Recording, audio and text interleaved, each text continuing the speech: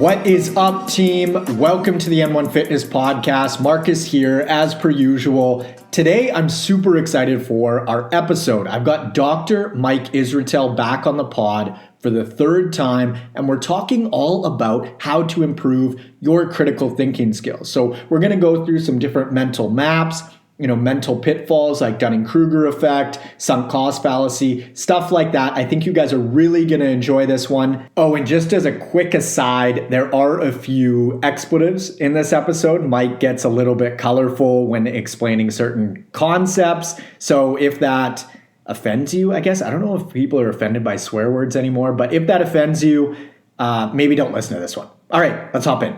Mike, thanks for coming back on the pod, man. I really appreciate it. Thank you so much for having me. It's good to be back on. So you've been on a number of times now, and I really like your systematic way of approaching a number of subjects. So I'm super curious to know, do you have a general framework or system of thinking when you're approaching new things or topics? So for example, when I'm thinking about where to start with a subject in regards to human behavior, I would tend to start by using an evolutionary psychology lens to start and then work forward from there. But I'm curious, how do you approach thinking through issues from like a 30,000 foot view? Do you have a specific way in which you go about that? For sure. So I think the number one place you want to start looking at issues, a lot of times issues are brought to us because they are contentious, because they're debated, because people don't agree on them entirely. Global warming is a really good example. There's a lot of real fiery people on all sorts of sides of the issue. To me, a real good place to start is science basics or structure basics, not directly related to the issue. So if I had to figure out how to fix a light and make the light work, and I had to open up the lamp and look at circuits and stuff, I wouldn't Google like how lamps work. Not at all, because I don't know anything about electricity. I would start reading the basics of electricity first and just familiarize myself with like the fuck electrons are and how that shit all works, what's a circuit, so on and so forth. Then I would move on to slightly more advanced like circuit design. Okay, like what is a closed circuit, open circuit, how do you, what's interference and all that other stuff, resistance, yada, yada, yada. And then once I was pretty confident I had a decent grasp of the fundamentals, I would start to read a manual on how to fix a lamp. But then once you read that manual, you're like, oh, this makes total sense. Of course, the circuit hadn't been closed. You just got to close the circuit and it'll work. But if you don't know what close the circuit means, you don't know what the fuck electricity does or how it works, you're just down to just following verbatim instructions. And if something doesn't work, you have no idea how to troubleshoot it because you don't know any of the basics. So a lot of folks, will have complex thoughts on global warming, but you ask them like, how much do you know about climate, like the science? And they're like, well, nothing. I got you. Why are you talking about global warming? And then a lot of people on the sort of, that's usually on the right wing side, are people like global warming's fake. I'm like, how do you know that? And they're like, well, I'd like it to be fake. Well, same here. It's probably real. And then you talk to people on the other side, like ecology psychos, and they're like, we need to change the economy to restructure society because global warming is so bad. And you can ask them, so how much do you know about economics? And they'd be like, well, I don't, because it's a bullshit profession. It's fraught with just bias. And you're like, I got you. So you're going to regrow an economy without knowing any basic principles of economics. Don't you think you get in trouble there? And sometimes on their best days, they'd be like, well, yeah, like, sure, we should have economists. We should listen to them. And you listen to the economists, and they're like, oh, actually, there's all kinds of crazy trade-offs here. And though global warming is real, we have to estimate its total cost to the planet. And then whatever we do to fix it or work around it can't be more than that total cost because that's literally backwards, right? Like we're literally just throwing away money. We could be doing help global poverty, purify water supplies, go to outer space, make people happier, whatever the hell else money's good for. And it's good for pretty much everything. So starting from a fundamental understanding of the rules of the game is critical to my thinking. Now, other steps follow later, but that is absolutely essential. Otherwise, you're swimming in a real deep ocean and you don't really know how to swim, because you're not prepared for fundamentals. Probably the reason that I wrote Scientific Principles of Strength Training with my colleagues and scientific principles of hypertrophy training books is because there was no one place where the fundamentals were described. I had to write it because I was tired of just like disorganized thoughts. So now when I wrote the books, other people can read them. So if they really want to know about hypertrophy, they read these books and they're like, oh, well, that makes sense. I know a system of rules and I can now apply them to a high degree because I know that system. So before you know an underlying system, I wouldn't reason about it much. People ask me a ton every now and again, or a ton, just in random conversation, like what I think about various stock market movements. Oh, stock market's up. That's good, right? I'm like, I have no fucking clue anything about the stock market. And I've charitably done enough reading on basic economics and some advanced economics to probably fill an undergraduate or master's degree worth of work. I still don't know about the market because I never looked into it specifically, and I don't really know the rules of the market all that well. I just don't even bother speculating in it because I fucking have no idea what's going on.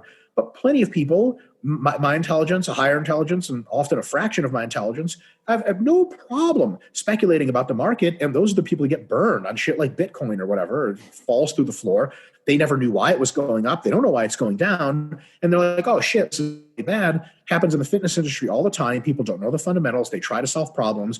In order to be a good problem solver, you have to try to understand the fundamental rules that create and guide the system. Once you can do that, you can do a lot of problems. 50% of all your problems are solved already. And then there are the more difficult problems that require more advanced thinking skills.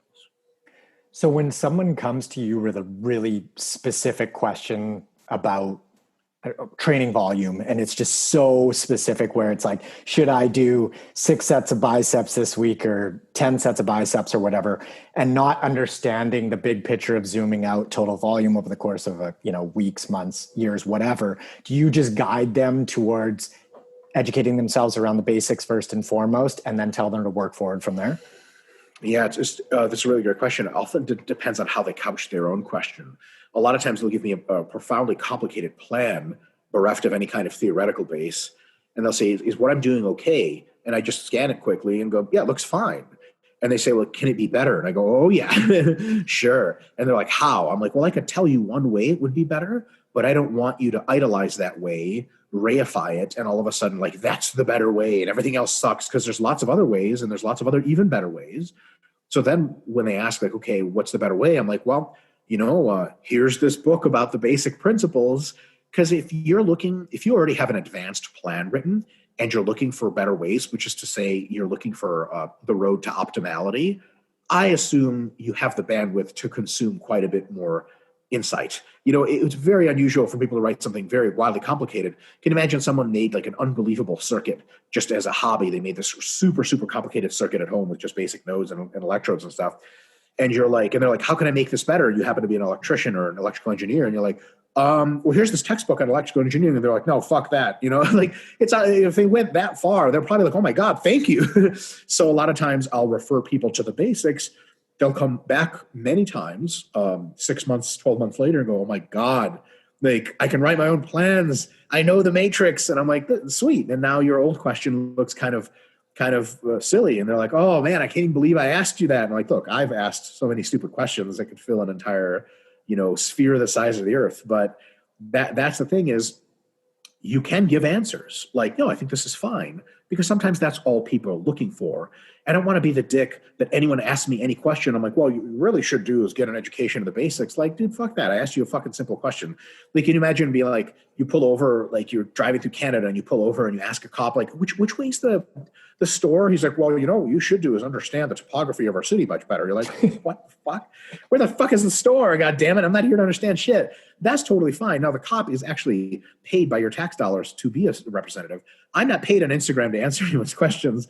So I can just tell them like, here's my book, go fuck off. But it's better for encouraging them to think, to give them like, you give them some valuable insight. Like, I think this is good, but maybe raise your volume or maybe lower your volume a little bit. And then the next question is one I get the complexity. When they go, so what do you mean by raise and lower volume? I'm like, it's a good question. Volume Landmarks video. It's 35 minutes long. And they're like, damn it. Look, I could explain this to you and it would make no sense. Or I could teach you how to fish, so to speak. And then you'll be answering questions like this for a long time. But the good thing is it's an auto test. If someone asks you a secondary question that literally demonstrates their willingness to spend time and value on the issue, which means ostensibly they would also be okay with watching a video or reading a snippet out of a book. You know what I mean? It would be very odd for someone to do 10 follow-up questions over the course of 30 minutes on Instagram. And then you're like, try reading this book. And like, nah, fuck that. I don't have time for that. Like, you could have read this book now. So it is one of those things that lends itself well to kind of an auto-regulated approach, so to speak. Okay, so when you guide someone towards a resource and they start to educate themselves on it a little bit, and something called, I've fallen for this 1,000,001 times, but the Dunning-Kruger Effect. So you learn a little bit about something and then you think you know a lot, and then you come to learn that you knew shit all at the beginning. And then eventually kind of you come out the back end, it's like a U-shaped curve sort of deal. And maybe you become an expert on the back end of that. How do you recommend that folks sort of avoid coming across like a sort of like a dick, and then B, when they learn something new and spouting it off, and then B, just super uninformed? Yeah. So the good thing is if you attack issues from the perspective of foundational elements, you're less likely to demonstrate Dunning-Kruger because you're actually learning the true core of the issues.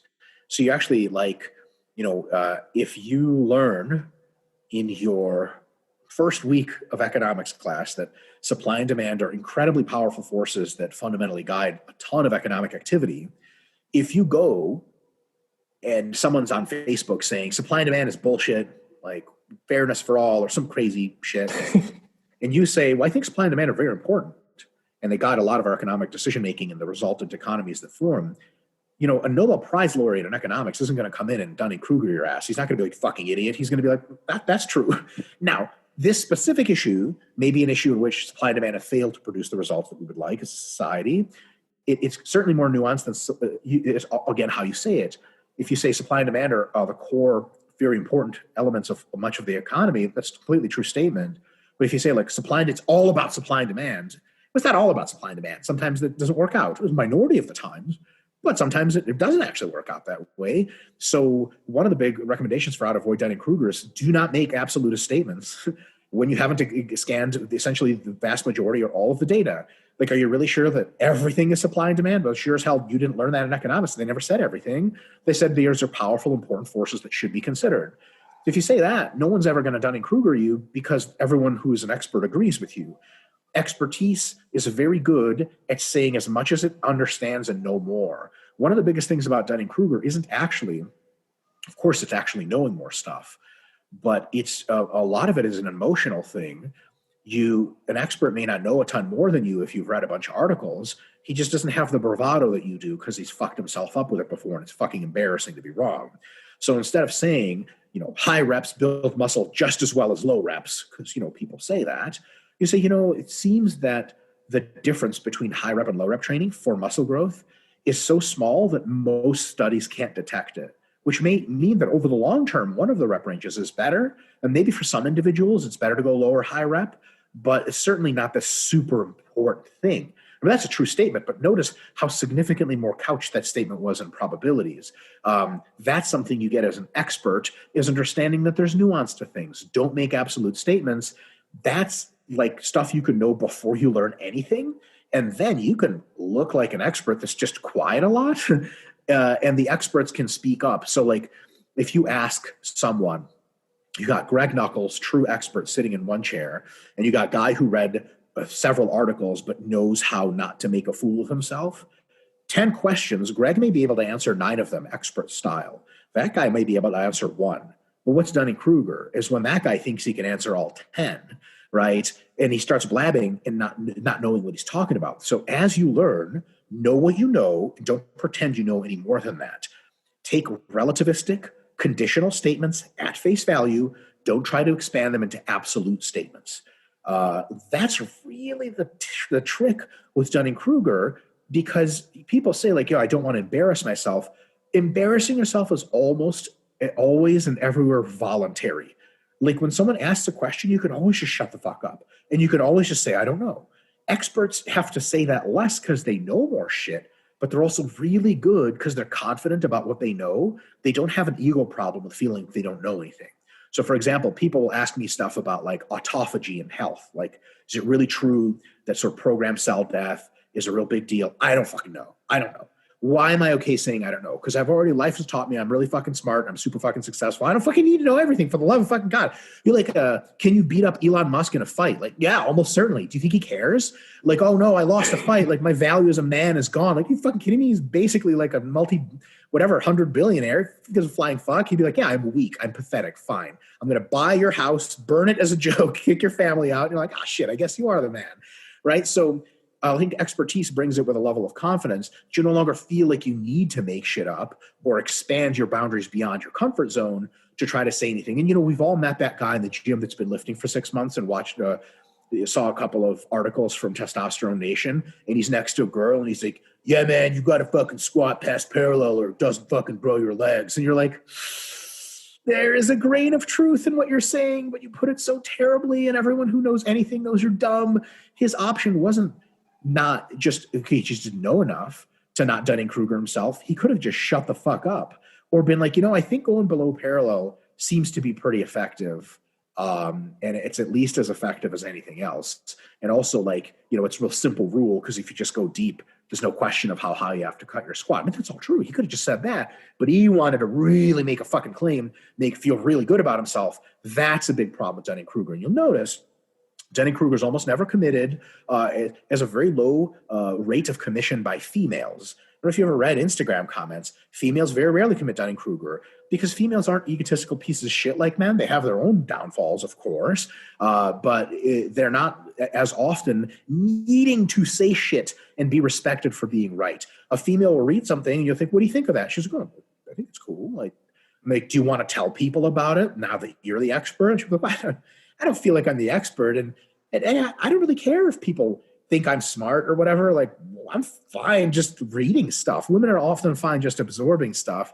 It's men most times that have to be like, they read one paragraph that's I'm an expert in global economics, die hippie scum, try learning, LOL, got destroyed, all that like incel shit on YouTube. And that's like people going out of the way. Sorry for ranting so much. Dunning-Kruger is something you have to go out of your way to do. You can easily not Dunning-Kruger yourself by knowing what your limits are and shutting the fuck up. And no amount of learning, all it does is expand your limits. That knowing when to shut the fuck up can happen at the beginning of your learning journey, plain and simple. And most people are like that, like a lot of the smarter kids in the classes you went to as high school, they didn't blurt out answers all the time. Like if they didn't know an answer, they would just keep their hand down. Who's the Dunning-Kruger kid? Is the kid that guesses at answers that he's not really entirely sure about and he's wrong a lot. And that's something we can just prevent doing by a change of just focus versus necessarily learning stuff. I like that a lot. And just as a sort of a side note for people in the fitness industry, it's a really easy way to differentiate an expert from somebody who's essentially just a bullshit artist is those absolute statements. Like if somebody's making these sweeping statements about, I don't know, carbs are bad or whatever, you need to eat more fat to burn more fat, whatever the nomenclature is. But yeah, if folks are making sweeping statements like that are just so general, it's insane. That's a way to sort of weed out an expert from somebody who doesn't know what they're talking about. Totally. There's a small chance that they're just unbelievably advanced expert and they are very comfortable making absolute claims. And there is a chance that they're bullshit artists, but it's like 95-5 that they're bullshit artists. So will you miss some experts like that? Yeah. But you're going to miss way more people that you should have never been following to begin with. So if you only look at folks that are nuanced, and here's another sort of benefit to thinking later on in the thinking process. So the really cool thing about learning the fundamentals is there's not a lot of debate about them. And oftentimes they're really lacking an ideological bias. Like the basics of ecology are not like, they're not very politically salient things. Like it's just obvious shit. But it's like, okay, if organisms have these constraints, this is how their system interacts. Like there's nothing political about it. You don't have to mistrust it. You can just be like, no, this is science, whatever. Once you get into more contentious ideas and debates and topics, you start to have to filter out who you're going to listen to more and who you may take with a grain of salt. What you do then is you have, and one of the points you made is like start for an expert detection system. People that are willing to speak more in nuance and admit they don't know things, probably the real experts, and people who know everything and everything is an absolute statement, probably not. Once you get 5 to 10 experts in a field that seem like reasonable, nuanced people, You can consume a lot of their knowledge, of course, always applying a critical thinking filter, but you can be reasonably certain they're not really trying to just fuck you in the ass and dogmatize you. So once you know them, you can look at who they follow and who they recommend. And some of the people they recommend will also be experts that are more like forthright, more convincing. They sound like bullshit artists, but they actually know their shit. And because they were recommended by 5 out of 10 of other experts, you can be a little bit more open-minded to them. So for example, somebody like Thomas Sowell, who we spoke about earlier, he can be a polarizing figure. But if you look to other people on the left, right, and center of economics, they mostly just have a ton of respect for the guy. So it's kind of like, he may phrase things pretty harshly, but it's certainly worth a listen, versus other people that phrase things really harshly. You'll follow the Twitter feeds of 5 or whatever economics experts, and anytime they talk about that person, they're like, that's just a crazy person. Then you have an insight as to what's probably like consensus and who the real experts are, because you can leverage some experts. Experts are pretty good at realizing when another person is an expert, and that can take you along a line of listening mostly to people who know what they're doing. By the time you get well into that journey, you may know so much yourself that you can start to detect bullshit artists right away just by yourself. You're like, I don't need an expert to vouch for this guy. He's nuts because he's saying things that clash with the fundamentals, and I can tell you where his thinking process is bad. Like you and I can spot experts now in diet like super quick, whereas before, when we were like 12 years old, I don't know, but I do want to know what other experts think. I'll put you this way: if 9 out of 10 experts think some other expert potentially, or crock, we don't know, if 9 out of 10 experts think they're like a completely insane piece of shit, could be that they're an iconoclast and way ahead of their time and the only person speaking truth to power. But that's less likely than they're an insane person who just wants your money. So it's another kind of cool trick there to use with thinking. Absolutely, man. Now, you mentioned bias, so we're all sort of inherently biased. It's unavoidable. But how do you personally check your bias, or essentially test your way of thinking to be sure that you're always moving closer and closer to the truth in your experience? Yeah, there's a lot of ways, but philosophically, it's quite easy. It's difficult to pull off sometimes. One is you simply look at the data and the facts that are not really up for debate, and you try to see what's the most reasonable way to construct these in a system that seems most likely to be true. During that time, you may find that you want them to be agglomerated in such a way as to make you feel happier about yourself or about the state of the world, or to fulfill one of your prerequisite thoughts that you had. But it seems like it's really tough for them to fit that narrative. When you have like a round peg, square hole situation, you can get the round peg into the square hole if your bias is high enough. But almost everyone, I suspect, can feel when they're doing that. Like if you read, let's say you're a fundamentalist religious person, and you just don't like gay people, full stop, they're fucking evil, whatever the Bible says they're evil, good enough for me. Maybe it does, maybe it doesn't. I've never read the Bible, like most religious people, LOL. So I just think they're fucking bad. And I run into an article in a peer-reviewed journal that says like, oh, like it turns out gay people make the same kind of parents, sometimes worse, sometimes better, to children than straight people.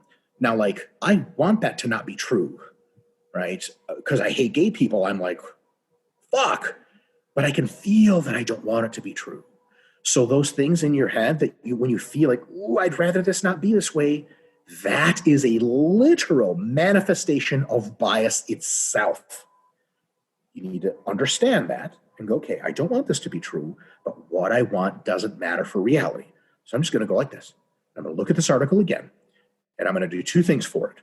I'm going to, straw man's a bad example. I'm going to red team the fuck out of it, which means I'm going to apply as much cynicism and criticism and skepticism to it as I can, see how well it does, try to look for other articles that say a different thing.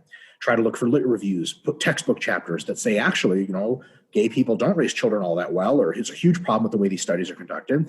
And then I'm going to try to steel man it.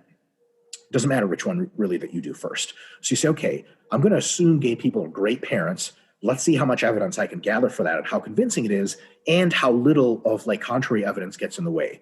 So once you've caricatured a position and you red team it, which is to say you really, really criticize it, and when you steel man it, which one of those turned out to be better? So imagine red teaming the idea that gay people are good parents.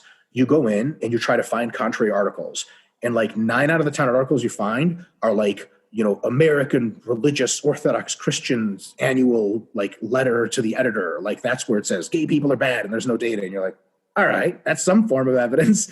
And then you look at the other side, it's just like reams of textbooks on studies conducted over 25 years with genetics factored out, twin and adoption research, and all this other crazy shit. They're like, yeah, gay people make fine parents.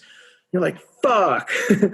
Right? So I don't like gay people and I don't want them to have families. But God damn it, it just seems that the balance of the evidence is that it's totally fine to raise families, right? So once you do all that stuff, you can see your bias so clearly that you can sort of take it and go, sit right here for a second. Let me look at the facts. And maybe I'll, to my bias's success or happiness, find that it really is true that I was right. My bias was correct. But maybe I won't find that. And then I have to take this bias and go like, you're not useful anymore. I don't believe that you're real anymore. And now I think this, like, I would ideally, when I started exploring the global warming issue, ideally I would have loved in my ideal heart of hearts that man-made global warming wasn't real. And I approached this issue where I red teamed the issue and I steel man the issue, and it turns out it was fucking real in all likelihood. So I'm like, fuck, God damn it. And then I was like, well, how bad is it? And then I learned that it is marginally bad, but not the end of the world. It's highly unlikely to be the end of the world. Almost certainly doesn't require restructuring of our society completely. And with just a few relatively simple and straightforward policy changes, that's probably the best way forward to a super prosperous and clean tomorrow. And I was like, wow, that's also a difficult position to explain to someone because it's already so nuanced that it doesn't fall on either side. Like either you're supposed to think global warming's fake and fucking pedophile Mark Zuckerberg made it up or whatever the fucking crazy right-wing conservative conspiracy are now, or you think like, what is that her name? Greta Thunberg. You think like we're going to die like tomorrow. The fucking tidal waves are going to come, asteroids, whatever the hell else global warming causes, the dinosaurs come back to life, eat us. Like it's the worst thing ever. It's worse than World War II. We're going to die in 2035 unless we literally go into like socialist ecotopia. We're all riding bikes, solar panels power everything, and mysteriously 6.5 billion of us are gone. Like, where the hell is my view? Well, it's somewhere in there because I took the time to look at not just both extremes, but look at the balance of the evidence, knew my biases, constantly was reminded of them by what I want to see, and went the other way to make sure I steel manned the issue. Like, so for example, I'm an ardent anti-communist in my personal life, but it's not because I just hate everything about communism. I can what's it called? I can steel man communism for you right now. Like, communism cares about everyone. They're not for people dying in the street of hunger. Like, if you're not at some level interested in social redistribution, you're a fucking animal and you have no compassion. And a strong central government can do a lot of really good stuff. It can organize society. People feel really good about sharing, and why not have the government do it? I can tell you all sorts of good things about communism, but that's because I have put it into its best possible light. Now, when I put it into a realistic light, or its worst possible light, 100 million people dead, economy is destroyed. I'm like, all right, so on the balance here, I can see some social programs being beneficial in a free economy, but generally communism for the most part kind of sucks. Very different approach than taking the side you want to be biased to and just fucking defending it, because trying to see something for its best side and knowing that your bias is the other way is tough. But after you do it, you can't help but think, damn, they make some fucking pretty good points. And a huge part of that is not having too big of an ego about attaching yourself to what you think. Like I just said, I'm an anti-communist, right? If it was presented to me, unbelievably comprehensive data that demonstrated communism was better than capitalism, bro, I'd be this today, fuck tomorrow. But unless that data is presented, I'm not entirely convinced. So again, it's about looking at issues, knowing that your biases are there, pretending you're not biased is a fucking stupid idea. Really get an internal feel for where your biases are, and then go through the same process you would anyway. Steel man the issue on that side, red team the issue on your side, see which one of those holds up better. Because one of them usually is like, man, I tried to red team this. There's just not a lot of evidence against it. I thought there was a ton, but because somebody could say like, okay, you hate communism. Yes. Show me your best work as to why it's bad. Dude, I have the entire history of economics journals. It'd be like, read every issue of this journal. There's a lot of shit there. But someone could, for another issue, would say, like, what's your best argument that vaccines cause autism? You'd be like, well, this one doctor said it once, but there's no article about it. And you're like, that's it? Like, I want you to steel man your own issue. And you're like, yeah, I just feel like it's true, because people are lying to us. And you're like, do you convince yourself? And you're like, no, no, I don't. So, it's one of those, it requires a level of honesty, but recognizing your biases is the big deal. And then just letting them play in their own little field while you examine the other sides of the issue. I like that a lot. It's essentially like a debate class where they put you on either side and you're essentially forced to argue for one of the sides of an issue, despite what you actually personally think or feel about that specific issue. Totally. You have to have that debate class in your head. If you want to know more shit, be less likely to be fooled, and be wrong less and be embarrassed less, there's an alternative. You could have that debate class in real life and get embarrassed to shit on social media or in real life when someone makes you feel fucking stupid. Like, you could be at a dinner party and be talking about, man, COVID's myth, the vaccine is bullshit. And there's a mutual friend there that it's an epidemiologist you and the person you're debating with both respect. And you're like, Frank, you're an epidemiologist. Tell him. He's like, yeah, COVID's real and the vaccine works. And sorry, wearing masks is marginally better than not. And you're just like, oh man, do I feel fucking stupid? Because this guy's an expert. I don't even know, if he starts arguing with me, I don't even know enough terms to argue back. Like, maybe I should have thought the shit through in my head. That's probably one of the main reasons that I started the process of being more of a critical thinker. I really don't like to look dumb in public. Like, who does, right? Like, I don't want to be the guy on the YouTube video that just makes a bunch of wrong points, is put into a corner, forced to get irritated and angry. Like, that just sucks. And you can either have that debate, cut the other side as much slack as possible in your head, or you can have that slack cut to you in a social situation when you're not prepared to handle it. Can you imagine debating someone communism and socialism where they're, the capitalism, communism, and they're pro-capitalist, but they can describe the nuances of dialectic materialism, which is a socialist philosophy, better to you than you can? And what the fuck are you going to say? Like, well, I'm pro-communist. So can you describe to me dialectic materialism and its evolution through the 1900s to 1930s? And be like, no. But yeah, but it's good. Communism is good. Like, how? You don't even know how it's good or why. Like, fuck. Like, don't you think you should have looked into your own shit and other people's shit a little bit more deeply? And if you did look into it deeply, you may at some point be like, man, I still love communism. I think it still has a ton of value, but I think it's a nuanced issue. And maybe markets do have power. Maybe we'll go for something like Sweden, where they really tax the fuck out of the rich people on personal taxes and they have a good social safety net, but they still let markets power everything. Maybe they'll end up somewhere like that. And maybe not. Maybe they'll be the person that used to be this fucking crazy psycho-communist, just yell at people, capitalism's crime, corporate machine, fuck you. And now they have enough doubt based on their own better critical thinking that maybe they're like, yeah, no, communism's still great. And someone's like, hey, do you want to go to a protest? They're like, I don't want to be on camera for that shit because it could be wrong. Let me keep reading and thinking about it. But no, you guys have my support. Fucking the people, shit like that. That's great. But I'm not a protest kind of guy. So there's that whole situation.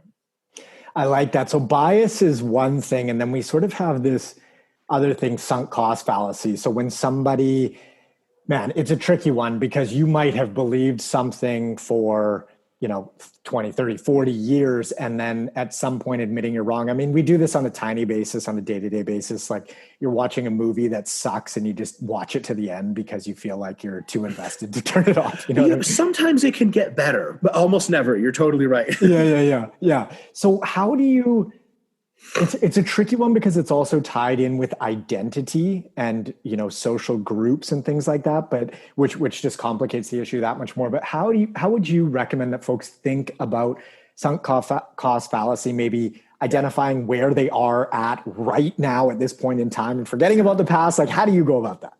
Sure. So two things. One, group identity tied to intellectual ideas is fucking stupid. Really stupid. As a matter of fact, group identity is itself questionable. For an advanced, now most people have it, But for an advanced thinking person who's really sat with the thoughts for a while and is reasonably intelligent, the entire concept of group identity starts to go out the window. So for example, I'm Jewish, okay? Am I proud to be a Jew? Yeah, some days. Some days I'm not. But at the end of the day, does it really fucking matter in my daily life that I'm Jewish? No. When I smile at someone at the grocery store, does it matter that I'm Jewish? No. If I meet a friend, and I have many friends of all sorts of different ethnic backgrounds and stuff, one of my best friends is a man who is like half Ecuadorian and half Dominican. Am I like, oh, like, if he was a Jew, he'd be better. What the fuck? That's fucking insane ethnocentrism. He's the fucking man. And I don't really give a shit where the fuck he's from or who the fuck he is. And the same thing goes for ideas. Like, you can look at yourself as like, well, I'm a capitalist and that's how I identify myself. And other capitalists, they're good people. Really, are they though? Because a lot of capitalists are pieces of shit, money-grubbing assholes will sell you down the river the first chance they get. And a lot of communists are just like wide-eyed college students. They're just beautiful souls. They just want to help everyone. They hate suffering, and they're fucking great people. I don't hate them. That's insane. So I don't have to have an identity. None of my thoughts or feelings or actions have to marry me to a social group identity. I'm just Mike Israetel, and I can be a socialist today, a capitalist tomorrow, and that's totally fine because I don't need to have my ideas tell me like who I am. Like, what the fuck does that even mean? And this is something postmodernism's actually good for, one of the few things, if you layer away enough of this shit, it turns out identities are all pretty much fucking bullshit. Like, it's especially funny when you get like, everyone's like, I'm proud to be a Jew. When I'm around non-Jews, I'm like, yeah, Jew power. What happens when you put me in a fucking synagogue full of other Jews? I'm just like everyone else. And then I have no identity? What the fuck does that mean? Like, I'm still a Jew. Like, well, like, what are you now? What makes you different than Mordecai over there? I'm like, well, I'm a powerlifter Jew. Like, really, that's your deep core values, you're a powerlifter? Like, no, if I did jujitsu, I'd be just as good of a person. It turns out none of that shit matters. You just are who you are, and you don't have to marry your ideas to group identity. As soon as you start doing that, that attachment forms, and you can't let go of groups that become, less than a good idea. Like, it might have been fine for many people back in the South, in the rural South in the 18-something, to be like, this is going to sound insane, like reasonable people that support the Ku Klux Klan. Like, like I'm a good person and the Ku Klux Klan, like they're good. They're fighting for our communities and stuff. Later, you learn they're just total fucking vile pieces of shit that are hanging black people off trees. Could you imagine if you hung on to that identity? Like, no, the Klan's done wrong, but I'm still a fucking Klansman at heart. No, a normal person would be like, fuck that. And this way, do you like the Klan? Like, no, not really. They're kind of nuts, Like, it's great that people can shift away from bad identities. They can shift to good ones. The better thing is just not have identities to begin with. So that's a super critical point.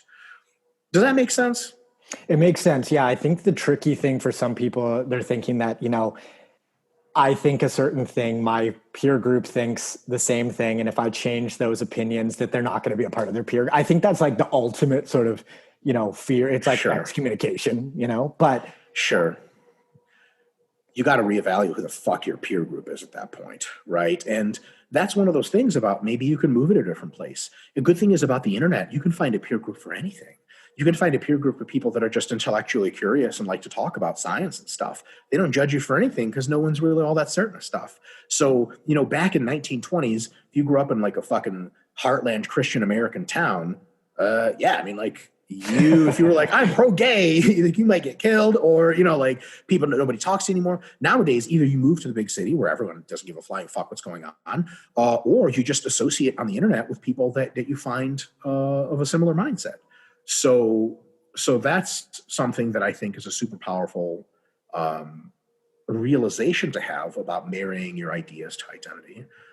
And then as far as being able to critically examine your ideas and potentially change them, even though you've invested a lot of thought and have a history, your memory has a history of you believing something. You're like, yeah, like global warming's fake, global warming's fake, global warming's fake. From 2010 to 2019, that's what I believed. And now I'm supposed to just like stop thinking that? Well, it's actually a pretty easy problem. What is your best estimate now? Is global warming fake? And you're like, okay, honestly, if I don't tell anyone, don't tell my friends, 5%. It's 95% probably that it is real. Like, I got you. So there's a very decent chance every day that you are anti-global warming, you're making a fundamental mistake. Like, yeah, almost certainly. I got you. Okay. How much longer would you like to pay that cost for? Like, if your house is flooded and you can pull a plug that unfloods it, right? How high do the waters need to get for you to pull the plug? Most normal people will be like, well, as soon as I find out it's flooded, I don't care if there's a foot of water or 5, I pull the plug right away and get the fucking water out so I can fucking clean my house. So you may have had a flooding house of incorrect beliefs for 10, 20, 30, 40 years. And the question really is, when do I pull the plug on that? And the answer is, as soon as you reasonably can honestly, in your deepest insights, tell yourself, okay, that idea is no longer correct. I had a recent situation like that where I used to think the P ratio was super important, like partitioning ratio of how much muscle versus fat you gain, going from roughly 10% to 20% fat. I thought the curve was pretty blunted, that like when you get closer to 20% fat, building muscle is much harder and you gain fat much more easily. New research has been brought to light by the Stronger by Science team, Greg Nuckols, and particularly Eric Trexler, who I just had a debate on Steve Hall's channel about the P ratio. The view is much more nuanced, that it's much more likely that between 10 and 20%, and this is a charitable view, that it probably just doesn't matter, and you can gain just as much muscle versus fat ratio if you're anywhere between 10 and 20%. If you're not taking performance-enhancing drugs, they make things a little different. But for most people, it's just 10 to 20% doesn't really matter much. I'm on record saying the P ratio matters. Now I'm on record, as of Steve Hall's podcast that's coming out in a week and a half, saying that, yeah, between 10 and 20% is probably not a big deal at all. And it's by no means clear which one is the advantage. Do you gain more muscle from 10 to 15% or more from 15 to 20? I wouldn't even bet any money on that at this point. That's a change in my views. Is that embarrassing? No. Like, I don't understand why it would be embarrassing.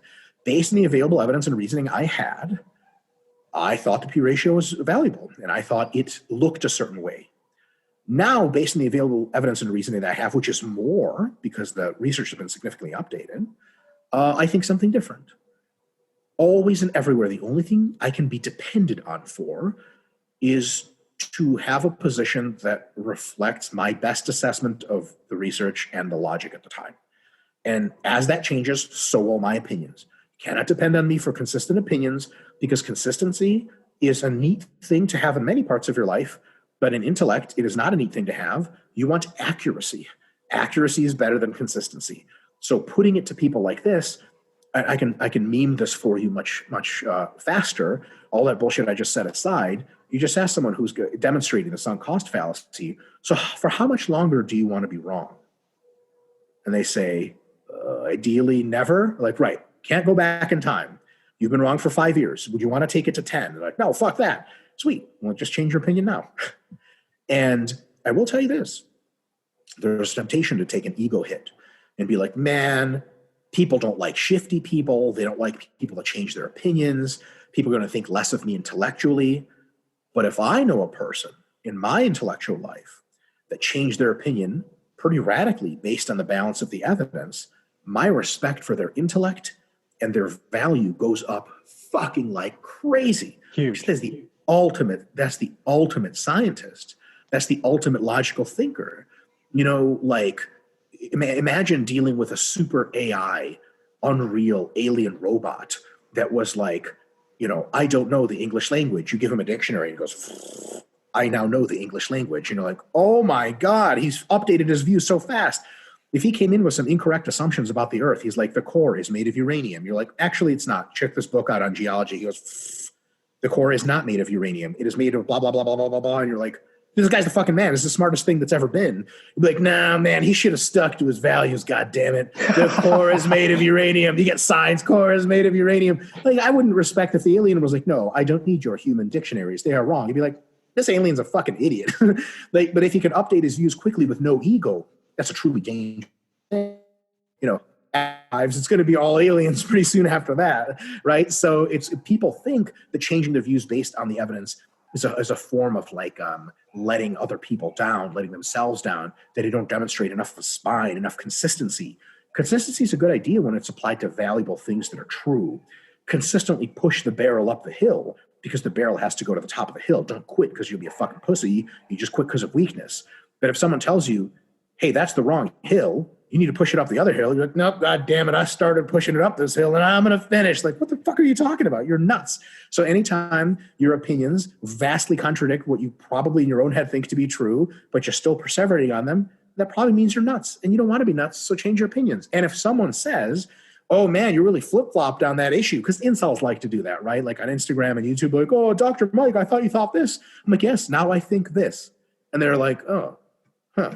There's no punchline. There's no punchline after that. They could say hypothetically, well, I used to trust you, but I don't know what to trust anymore. My response would be like, you shouldn't trust me. You should view me as giving you my best assessment of the evidence as it is. I never said I was infallible. I never said I was always right. I could be wrong. And I always say I could be wrong. And they're like, God damn it. So a lot of times people want ultimate truth. That's not attainable. Real truth is tough to get at, and we sometimes make mistakes. And whenever we find we make a mistake, it's for your own good to switch back to what's most likely to be correct. And you're not going to be embarrassed by anybody, because the people that will make fun of you for flip-flopping, everyone who's smart and who knows shit is going to look at them and be like, dude, that guy's fucking retarded. You did a good thing by changing your opinion. Like one of the greatest acts in this regard, I believe, occurred when the preeminent scientist who espoused an alternative view to the plate tectonic theory of crust movement, I think he was at the very end of his career, and he wrote a piece where he was like, I was wrong. And my entire career pretty much was inconclusive, and plate tectonics won. Like, it's real. Shit. I'm now finishing my career believing in plate tectonics. That guy's a fucking god. I could name my kids after that guy. That guy, like, he's not a mortal person. Like, if you stood next to him at the grocery store, like, I can't believe this guy's in front of me. That's a fucking ascended being. Like, if some guy was like, no, plate tectonics is bullshit, and then he died and everyone knew he died wrong, like, is that guy cooler? Or is he like, yeah, like, he really stuck to his shit? What the fuck? Fuck that guy. That's a really great point around changing your opinion. Like, it is a sign that you're doing your homework. You're obviously progressing, right? And it's also just endearing, because it's like, hey, I made a mistake. Like, now I think this. It's not like I did it with malintent. Totally. Now, if you make fun of people with other opinions and then you hold theirs later, it can look a little irksome. And just don't be a fucking dick all the time. And then you have no problems, right? And you really are. It's a sign of like a really high degree of maturity when you can alter your views. I will say the one sort of stick in the spokes for that is Dunning-Kruger. Dunning-Kruger exhibition of it, like we talked about earlier, it's usually not a factor of expertise, but a factor of how much you're willing to talk about shit you don't know about. If you jump on a bunch of stuff and just start rapping off at the mouth about it, this is the greatest thing ever, this is for sure the truth, you may find yourself in a position of having to change your view every 3 months because you really stick to something intensely, even though you're not quite sure it's true. And then in 3 months, it's like, well, that's not true. And you're like, I was wrong, guys. I was wrong. Can you imagine being a fitness influencer on Instagram and, you know, having a lot of followers and being like, sugar is evil. And then 3 months later, you're like, guys, sugar's not evil. I was wrong. That's evil. And then 3 months later, you're like, guys, fat's not evil. If enough people watch you flip-flop like this, they're like, dude, I don't even know why the fuck I follow this person.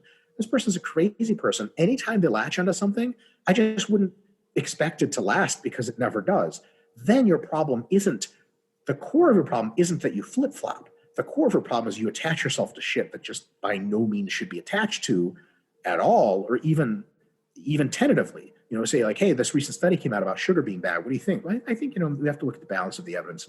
I await more research before I make a firm opinion. That's how an expert answers that shit. But if you're like, yeah, did you see that study? Sugar's killing us all. That's your real problem. Not the fact that you'll have to flip-flop in 3 months when a review comes out of that study and said these guys made up their data. Funny enough, that actually happens in real life. The Ramazzini Foundation in Italy put out a series of studies on aspartame in rats. And the rats that ate aspartame versus real sugar got like cancer and shit, like way higher rates, and their bodies degraded. And they were like, see, it turned out when, so the reviewers requested raw data, like, okay, where's the actual data you collected? Not the statistics, not the summary, the actual data. They were like, yeah, we can't give you that. Like, what? Like, you do have the raw data, right? And they were like, no response, no comment. And then it turned out they basically faked the studies, and the studies they didn't fake, the control group rats that didn't get aspartame were younger by a huge factor than the aspartame rats who were like way older. Like, of course, fucking old rats get cancer. So it turns out the Ramazzini studies were all just straight bullshit. And almost all the other studies in aspartame, it's like, it's totally safe. Rats can eat like the amount of aspartame that would make another rat of its size the same day and be fine. Crazy shit like that. But a lot of people attach themselves to Ramazzini studies, and they were like, see, aspartame is poison. And the problem was that they went on a limb for, how many studies in aspartame? There's hundreds of studies in aspartame. They had that. This is actually really summarizes the conversation so far. They had that initial bias towards being like, artificial is bad. They went with it. They really quickly attached themselves to an identity of, I'm against artificial sweeteners. They didn't recognize their bias well enough. They really quickly attached to something that was very tenuous to begin with. They didn't see the balance of the evidence. And then they're forced to flip-flop when someone points out, like, dude, the Ramazzini studies are literally fucking hoax. And they're like, oh, shit, I feel stupid. You should have felt stupid a long time ago. But to the extent that, the sunk cost fallacy, at least you feel stupid now. Maybe you can learn a lesson from this and not go insane. I will say, though, just on a comedic note, and maybe a little bit of a sad one, maybe it's not sad, I have been somehow associated with the fitness industry and the health industry for I've been aware of stuff in it for maybe 15 years at least. And for 20 years, I've been aware of what people around me were eating and what they thought about food and health and fitness. Marcus, I have legit seen people who fell for every single fad, every single one that has existed from the year 2000 to 2020. That's not a joke. I knew people who were in the year 2000 were like, olive oil, everything. It's a miracle cure. 3 years later, avocados. 5 years after that, they were doing whole eggs, bacon, no carbs, because saturated fats are amazing. Carbs are the devil. Then they did fucking some kind of fasting, then keto, then what is that shit? It's a fucking extract or a juice, apple cider vinegar. They were like, that shit is the fucking bomb. It's going to cure you of everything. And it's like they never really learned that they're falling for fads. They're just looking for the next fad. That shit is kind of sad. You know what I mean? I'm sure you know some people in your own life that just can't wait to fall for the next fad.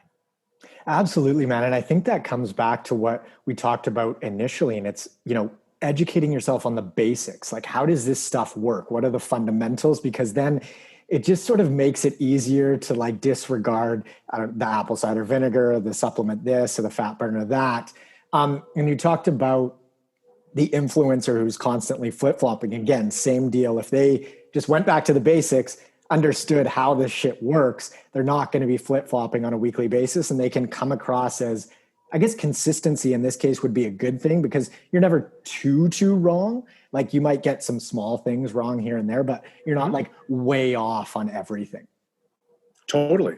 If you come at it from a perspective of a baseline understanding of knowledge, you probably won't make any gigantic mistakes. And that's nice for your ego. It's better for just your function as a person and your advocacy for issues in general, because then you can help progress other people around you better. If you knew foundational elements of basic dieting and you knew that adherence is the most important thing in that whole situation, you could have advocated just marginally eating slightly higher quality foods, not overeating, and choosing a diet that really you can adhere to for the last 15 years. And then the people that were around you were like, dude, I love it that you've been preaching these principles because I didn't have to fuck up. It's funny because most of my best friends aren't remotely involved in the fitness industry. And a ton of them don't fall for fitness fads because they know who I am. We've done bullshit before for a long time. And they just know that when something looks revolutionary, it probably isn't. They know the basics just from talking to me. And they just know that fads are fads and they just don't make a ton of mistakes. That's a great bit of influence to have on someone to not fall for bullshit. But if you're a person who falls for a lot of bullshit yourself, a lot of your friend group, if you're the authority on health, they're going to be falling for bullshit with you. I mean, that's even more fucked up than you fucking yourself in the ass. Think about you had all your family on Atkins and then you had all your family on keto and then you had all your family on vegan. That exists in the world. And that's the kind of thing, I would be okay, falling asleep at night, taking tally of what kind of piece of shit human being I am. I'd be okay with my own mistakes. But if I let a lot of other people down wasteful paths, I'd feel pretty fucking bad about that. So at least critical thinking can make you give other people decent advice and knowing the fundamentals so that you don't have to lead a bunch of other people astray, And then there's entire websites like Mercola or whatever, if you ever have time to Google something. You go on Mercola and you're like, this is an entire website of lies. And it's one of the highest hit websites in all of trafficked Google. So that's a thing. I have come across Mercola and it's wildly popular. It's insane. It's crazy. Because like if you Google artificial sweeteners, it's like in the top 3 links. And you click on it, you just don't know anything. You click on it and you're like, oh my God, artificial sweeteners are killing us all. Like it's this huge sham. And then, even then, some intellectual training, like what we've been talking about, can come in handy. You know, you said like people that are very certain, positive about things can be probably considered non-experts and maybe just charlatans. There's a couple of other elements to detecting charlatanism. In one of them is people who front really, really gigantic conspiracies tend to be charlatans, and people who make very bombastic claims that just seems like a little bit less likely to be true. It's like, the Mercola website will be like, artificial sweeteners are killing us. They cause cancer, diabetes, blah. There's a whole list, right? And like, you just have to think like a little bit, like, so like the FDA approves these things. And like, you Google artificial sweeteners, you actually go to Wikipedia and you're like, aspartame has been approved by the FDA equivalents of over 90 countries independently. I'm like, what's the chance that there's a conspiracy that vast? Like tiny? And can you imagine, like, you're the president of Coca-Cola, right? And you fucking for sure know aspartame kills everyone. Like, you could be like, should we stop putting out aspartame drinks? And some guys like, nonsense, our stock will plummet. And be like, yeah, but like, what happens to our stock when like in 10 years people figure out that we have this huge conspiracy? Like, first of all, we're all going to go to jail, and I want to be on my sailboat by then. They don't have sailboats in jail as far as I know. And also, like, even if I'm not retired, I just want to make more money. This will take Coca-Cola completely. Like, they may even restructure the company, convict us of fucking war crimes or some shit. Do you guys want to do that? If people always think corporations are up to no good, but they're like, shh. Like, most of the times when corporations find out their products are going to hurt someone, 99% of the time, we only ever hear about the exceptions. 99% of the time, they're like, oh my fuck, like, let's stop doing this immediately and choose something safer. Do you think Coca-Cola really wants to sell you aspartame? No, they don't give a flying fuck what they sell you. If you demonstrate your market demand, you're willing to buy water that has shit in it, Coca-Cola will absolutely sell it to you as long as the FDA approves of it. They don't give a shit. They want to know what you want, and they're not going to fucking hurt their own bottom line by giving you shit that kills you. They would rather not do that. They would just give you regular sugar, because everyone knows regular sugar is not that great, but nobody gives a shit. They drink it anyway.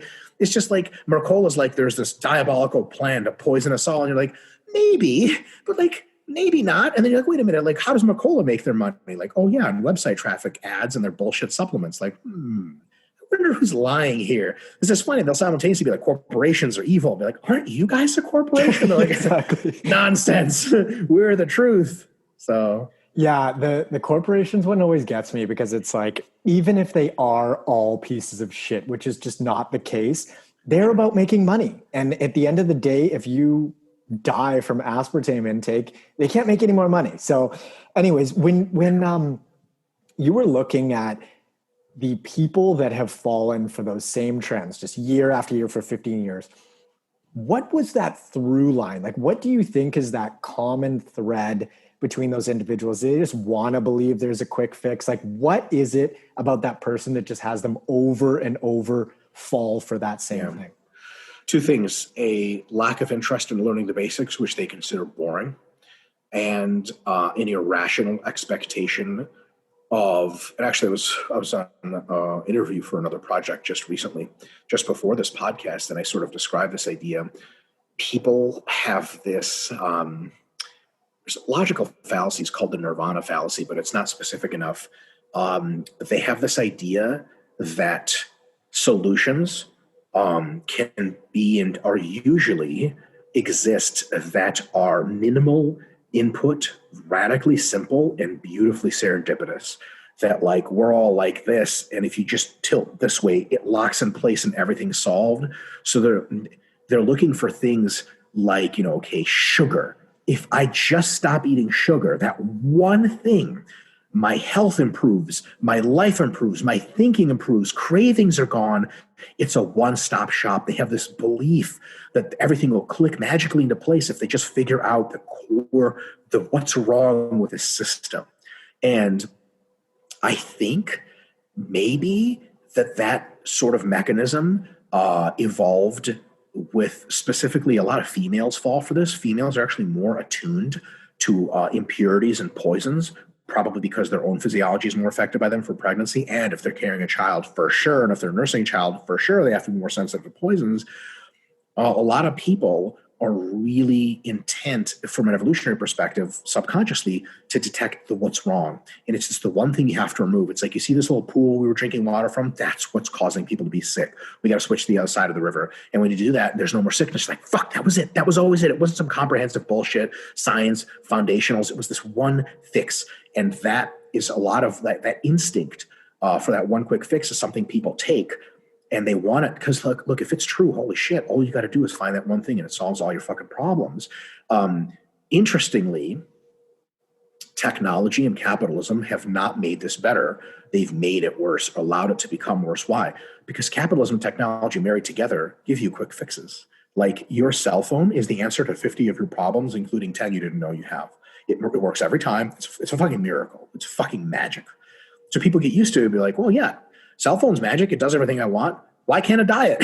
Like, well, in 10 or 15 or 20 years, pharma will put out a pill that keeps you at whatever weight you want and keeps you incredibly lean and super healthy. They will do that. I have no question that they will.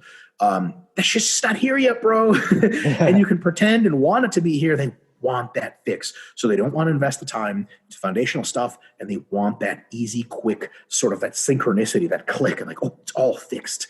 That's not even how you clean your house. I mean, can you imagine, like, you pick up one speck of dust and you look and all the others are gone. You're like, I did it. It was the right speck. It was the central fucking quantum speck that was entangled with the others. What the fuck does that mean? Like, you got a fucking vacuum behind all the corners. It sucks. But like, that's how you fucking clean the house. And there's like, you can buy a special mop that helps a little bit.